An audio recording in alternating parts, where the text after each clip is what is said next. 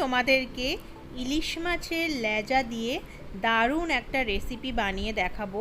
এই রেসিপিটা যদি তোমরা একবার বানিয়ে দেখো, গরম ভাতের সঙ্গে জাস্ট অসাধারণ লাগে। তো এই রেসিপিটার নাম আমি দিয়েছি ইলিশ মাছের লেজার ভর্তা। তো চলো তাহলে বন্ধুরা কিভাবে বানাচ্ছি তোমরা তার জন্য লাস্ট অবধি ভিডিওটা দেখতে থাকো। তো আমি এখানে দুটো ইলিশ মাছের লেজা নিয়েছি, তাতে আমি সামান্য নুন আর হলুদ মাখিয়ে নিচ্ছি। এবার আমি কি করব, কড়াতে সামান্য সর্ষের তেল দিয়ে আমি লেজা দুটোকে ভেজে নেব।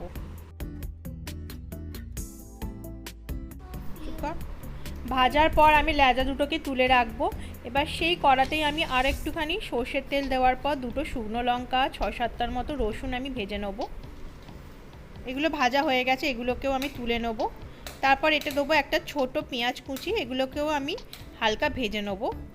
আর একটা কথা বলে রাখি, তোমাদের হাতে যদি বেশি সময় না থাকে তোমরা এই রেসিপিতে কাঁচা পেঁয়াজও ব্যবহার করতে পারো। পেঁয়াজটা একটু ভাজলে কী হবে, টেস্টটা আর একটু ভালো আসবে। খুব বেশি করে ভাজবো না, হালকা ভেজে নেবো। তো হালকা ভাজার পর পেঁয়াজগুলোকেও আমি তুলে নিচ্ছি। এবার একটু পেশেন্স রেখে মাছের লেজা থেকে কাঁটাগুলোকে ছাড়াতে হবে, যাতে খাওয়ার সময় মুখে কাঁটা না পড়ে, খুব ভালোভাবে ছাড়াতে হবে।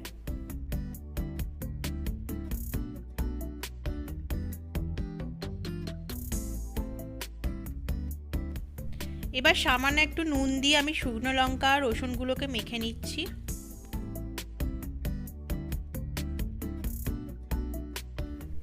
এদিকে আমার মাছের কাঁটাও ছাড়ানো হয়ে গেছে। এবার সবগুলোকে পেঁয়াজ, মাছ আর রসুন, লঙ্কা সবগুলোকে একসাথে খুব ভালোভাবে মাখিয়ে নিচ্ছি।